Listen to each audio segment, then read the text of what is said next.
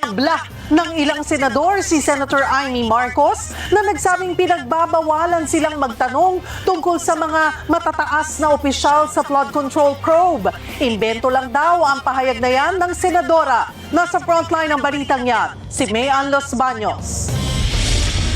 Pinupuntirya ang Senado sa investigasyon sa flood control scandal. Ayon Grabing intro yon. Tsaka Isa yun sa mga pinakamaangas na intro na nakita ko sa battle. Maliban dun sa, sino ba yung parang kinuha yung ano? Yung pag-toss coins, kinuha. Si Disaster ba yun? Yung parang pag-toss coins, kinuha. I go first! Parang ganun yung ginawa.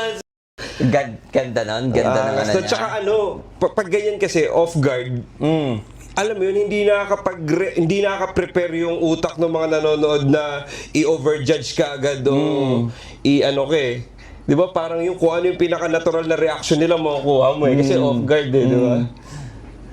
Solid yun. Ganda. Tsaka yung ano, matataas na opisyal tulad ng mga nasa palasyo. Kanina pa siya Hanggang gigil. sa mabababang posisyon lamang ng Perfect moment DPWH, na ginawa hanggang niya sa yun. mga Hanggang na rin kontratistang ang ano niya, nung, pinagutusan, timing niya, mga nung, big perfect, time, ayaw perfect yung banggitin, execution. pinagbabawalan Nauna. kami. Sa totoo lang, surrender na ako, Pinakauna. wala na talagang mangyayari rito, moro-moro na lang to.